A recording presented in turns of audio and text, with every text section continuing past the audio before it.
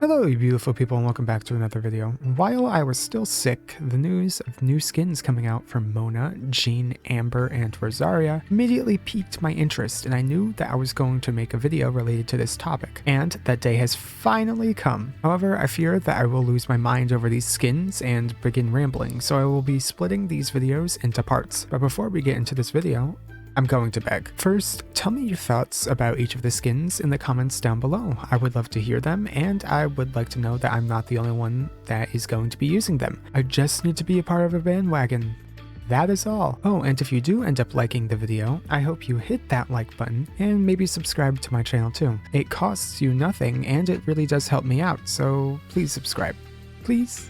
Anyways, back to the skins. As said before, these skins are for 4 different characters in the game. The skins themselves are more conservative in nature compared to most characters in the game who are sexualized to an annoyingly repetitive degree. When a majority of characters are over-sexualized, it lessens the impact of the said sexualization to the point where it becomes generic, therefore lessening the effect and impact of characters who greatly benefit from and tell their story through being sexual. It's like a balancing act or equilibrium, and similar to certain things becoming popular or trendy. For instance, watching anime and reading comics used to be an obscure niche hobby that allowed certain people to express their individuality. However, with Elon Musk and other celebrities saying they love anime, and with Disney producing an entire universe of comic book movies, now these are seen as being the norm, therefore lessening the individual and niche aspect of these interests. Now these are mainstream, meaning that enjoying these interests indicates that you are part of the masses. In other words, both you and the topic have been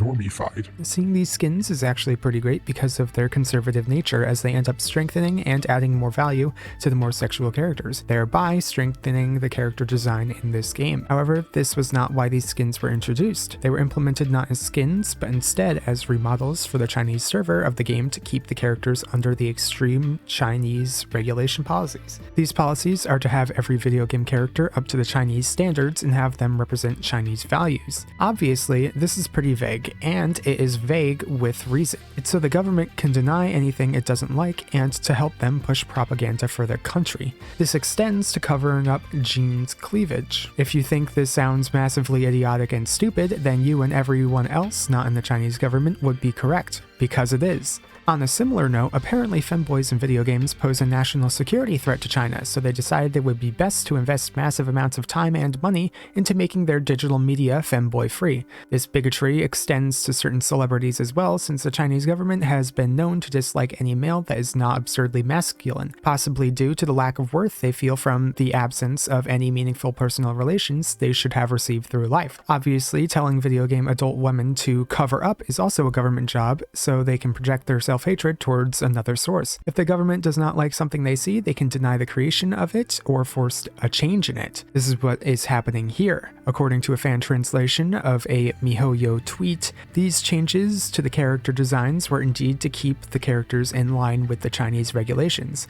This means that this only happened because MiHoYo was forced to do so. Being forced to do something is never a good thing. It always leads to backlash and a hatred festering in the depths of the soul, as does redesigning characters, no matter if it is for better or worse. The people who love them are usually not happy with redesigns because it's not the character they enjoy. The people who don't like them will most likely still not like them if they have any semblance of what they used to be. Redesigning is almost always a net loss in value. MiHoYo did the smart thing here and redesigned the skins in little bits to keep what people loved about them already intact. Then there are those on the outside who don't care, and then there are those like me who like overanalyzing everything ever. So it is time to overanalyze these skins and ask the question, are these better designed than the original or not? That's not for this episode, no. We will be taking each skin on at a time and discussing what works with the original design, what doesn't, and whether the skins make an improvement.